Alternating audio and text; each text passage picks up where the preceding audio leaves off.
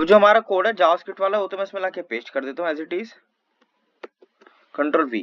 अब मुझे HTML वगैरह लिखना पड़ेगा, तो मैं यहाँ पे मैं लिख देता हूँ क्वेरी सिलेक्टर, ये सब मैंने सिलेक्ट कर रखा है। यहाँ पे मैं HTML में जाता हूँ, लाइव सर्वर ऑन करना पड़ेगा। यहाँ पे क्या क्या चाहिए हमें, सबसे पहले हमें चाहिए यहाँ पे एक बटन, हमने यहाँ पे बटन बनाया हुआ है, तो यहाँ पे मैं इंडेक्स में आकर के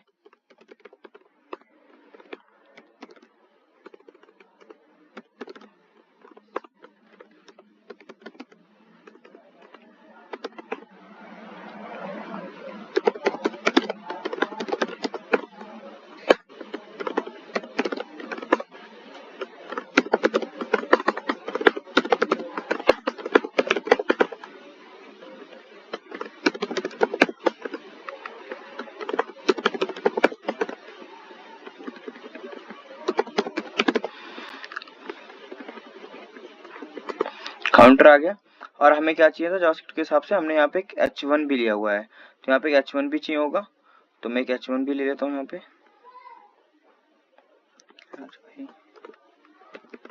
h1, यहाँ पे h1 भी ले लेते हैं, ठीक है।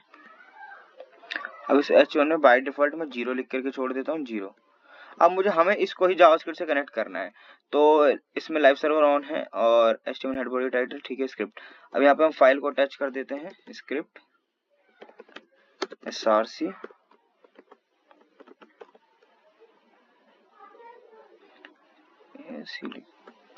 टैग और बोलिएगा कैसे होता है इसमें बंद।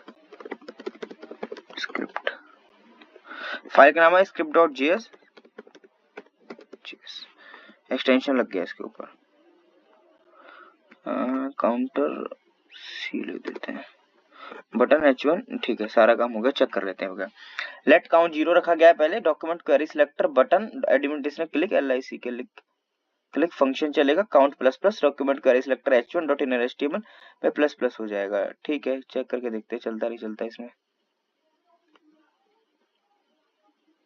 रन, इसमें शायद चल नहीं रहा है, सपोर्ट नहीं कर रहा। script.js,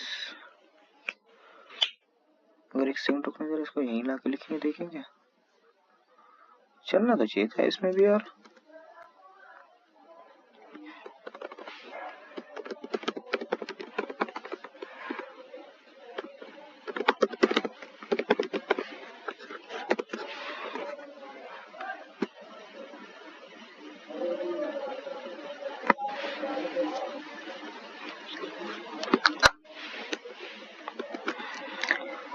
रुको मैं VS कोड में ओपन करता हूँ, एक सेकंड यार।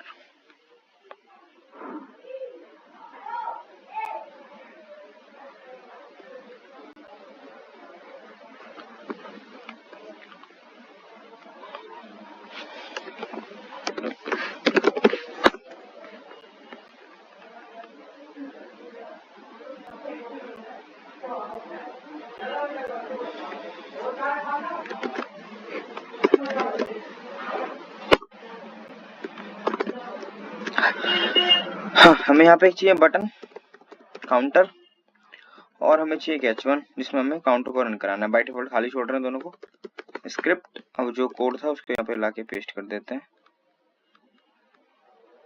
कहाँ गया वो कोड यार, पेस्ट डिलीट मार दिएगा,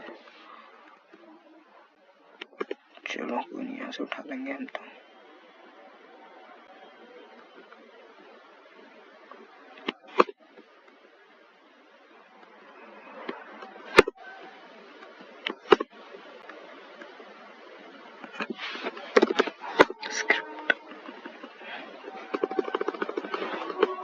आ गया बटन, काउंटर एंड एक h1 चाहिए था मेरे को, ठीक है। डॉक्यूमेंट क्वेरी सिलेक्टर बटन, यहाँ पे बटन पकड़ा हुआ है, click function count plus plus, एक वेरिएबल बनाया था लेट काउंट जो 0 रखा, फिर इसको प्लस प्लस करा बटन के क्लिक पे और यहाँ पे इसको वैल्यू असाइन करिए h1 के अंदर, ठीक है। अब इसको देखते हैं चला करके, मैं इसमें एक लाइव सर्वर करता हूँ।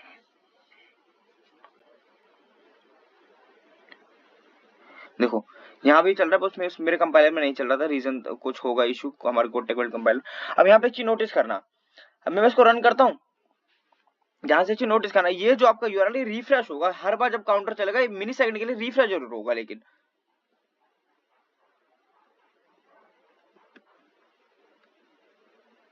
देखो एक स्टेट चली, उसने उसको रिफ्रेश करना पड़ा, क्योंकि उसमें यही प्रॉब्लम है कि अगर आपको किसी चीज को लाइव अपडेट करना है तो आप उसको पहले अपडेट, आपको अपने मशीन को एक बार जो जहां पे आप बैठे हो उसको आपको रिफ्रेश करना पड़ता है।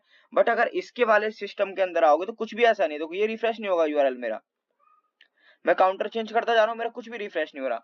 बट उसमें ये प्रॉब्लम है, अगर मैं इसको अभी अब तो चलता रहेगा लगा, अब कोई दिक्कत नहीं है, बट जब फर्स्ट टाइम इसको चलाने जाऊंगा ना तो मुझे इसको एक बार रिफ्रेश करना पड़ेगा, रिफ्रेश होगा भी। देखो अब ये रिफ्रेश हो, अब ये चलना स्टार्ट होगा काउंटर। तो इसका यही प्रॉब्लम आती है हुक्स के अंदर, अगर आप जावास्क्रिप्ट के अंदर काम करते हो। अब मान लो एग्जांपल के तौर पे, अब मैं यहाँ पे चेंज करूँ विंडो को, जब मैं यहाँ पे बोलूं जब भी मेरा काउंटर चले तो मेरी विंडो चेंज कर देना, तो अगर यहाँ पे होगा ये प्रोसेस, मुझे गूगल पे भेज देना https://google.com, मुझे इस वाले यूआरएल पे जाना है। कब? जब मेरा काउंटर बढ़ जाएगा आगे, मैं काउंटर चलाया मैंने, ये मुझे गूगल पे लेकर के आ गया। अभी नोटिस करना यहाँ पे ये यूआरएल रिफ्रेश हुआ है, अभी यहाँ पे इतनी देर इसको रिफ्रेश करने में लगी, अभी तक आया नहीं है, अभी आ चुका। लेकिन अगर इसी चीज को मैं यहाँ पे करूंगा ना, ये एक ही बार रिफ्रेश होगा बस। अगर मैं इसकी दूसरे पेज पे लगाऊंगा तो रिफ्रेश नहीं होगा ये पाथ। यही फायदा है आपका हुक्स के साथ, और ये डिसएडवांटेज है जेएस के साथ कि पेज को बैंडविड्थ लगती है रीलोड करने के अंदर, ये प्रॉब्लम होती है। अगर हम इसको एपीआई के साथ देखें तो एपीआई के साथ कैसे होगा, मैं आपको एक बार और एग्जांपल दिखा देता हूँ। twm partner.netlify.app,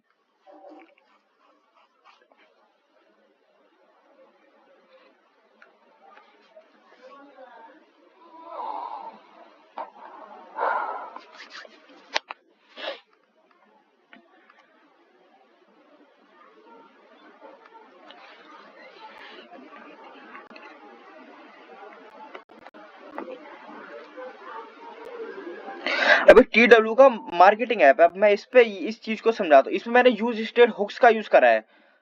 अब यहाँ पे देखो, यहाँ पे ये जो बंदा है इसका हम आईडी पासवर्ड डाल देते हैं अभी। अरे यार,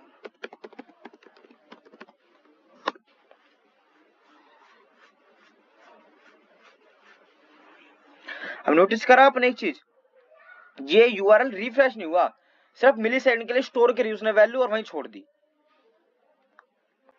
अब यहाँ पे देखो, अगर मैं इसके किसी भी पेज को ओपन करता हूँ, मुझे इनका प्रोडक्ट प्राइस देखना है, मैं प्रोडक्ट प्राइस पे क्लिक करा मैंने, देखो सिर्फ और सिर्फ ये यूआरएल चेंज हो गया, इतना वाला, इतना सा बस।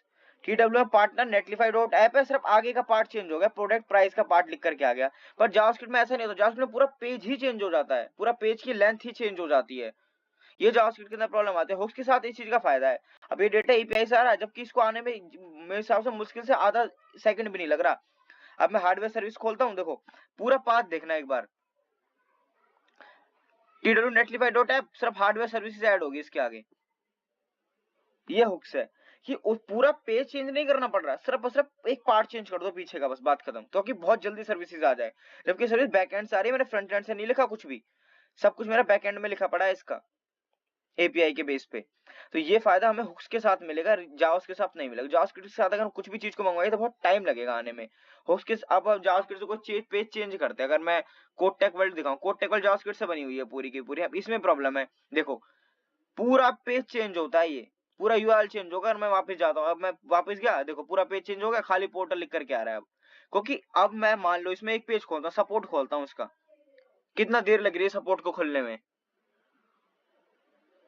क्योंकि मैं इंडेक्स मैंने क्या लिखा, window.location.href और इसका जो सपोर्ट वाला पेज है वो लिखा हुआ है, तो वो पूरा चेंज होगा। अब देखो पूरा कोड चेंज हुआ है, कोड टेक वर्ल्ड support.html पर आया हूं मैं अब जा करके, इतना पार्ट चेंज हुआ। इस ये लॉस है जावास्क्रिप्ट के साथ हुक्स में। पर हुक्स में रिएक्ट के साथ बहुत फायदा है कि पेज भी रिफ्रेश नहीं होता और सब भी काम का काम हो जाता है बहुत इजीली। तो ये आपको बेनिफिट मिलता है हुक्स के साथ। खाना जाओ? नहीं, क्यों नहीं खाना, एक आध रोटी खाना ना, दाल बनाई नहीं खाना, मक्खन डाल के, अरे नहीं खाना, खा के आया? हाँ जाओ एक आध रोटी। ना, मैं नहीं खाना मम्मी, हाँ? ना ना, ठीक है। अब करना क्या है, इसको प्रैक्टिस कैसे करनी है मैं बताता हूँ अभी। देखो हलवा ला दूंगा तेरे को? नहीं,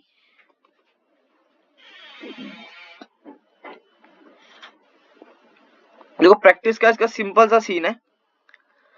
अभी तो कुछ नहीं बना रहे फिलहाल, अभी हम थोड़े टाइम बाद कुछ बिल्ड करेंगे पूरे रिएक्ट के ऊपर ही, पूरा एक सॉफ्टवेयर बनाएंगे जो पूरा रिएक्ट के ऊपर ही चल रहा होगा, बिलिंग सॉफ्टवेयर किसी क्लाइंट के लिए।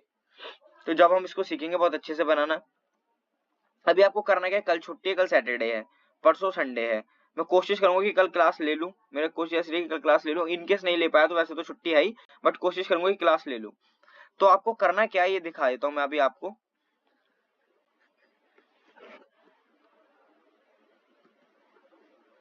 और कोशिश करना कि रिएक्ट का यूज करके बने। जावास्क्रिप्ट का कोड लिखना तो रिएक्ट के अंदर ही लिखना है, जैसे मैंने कल बताया था।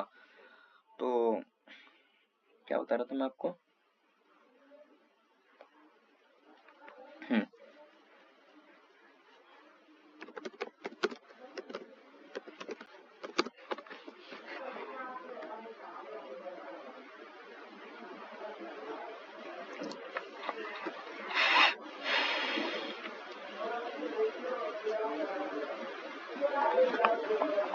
एक लॉगिन सिस्टम बनाना है आपको, ध्यान रखना। लॉगिन सिस्टम में बनाना क्या क्या है, सिंपल सुन लो, बहुत ज्यादा रफ टफ नहीं बता रहा मैं।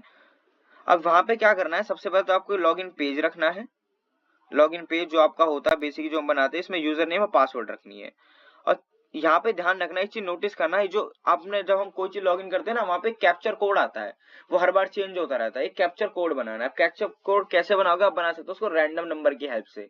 रैंडम नंबर की हेल्प से हर बार रैंडम नंबर आएगा तो कैप्चर कोड चेंज होता रहेगा। तो वो रैंडम नंबर की हेल्प से कैप्चर कोड वाला लॉजिक लिखना है।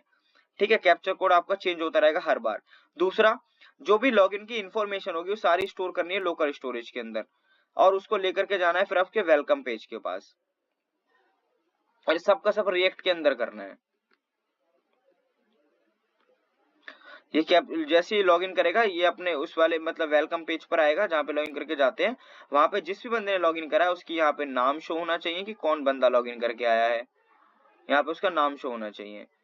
बस इतना सा करना है, पर करना प्रॉपर रिएक्ट के अंदर ही है। ठीक है ना।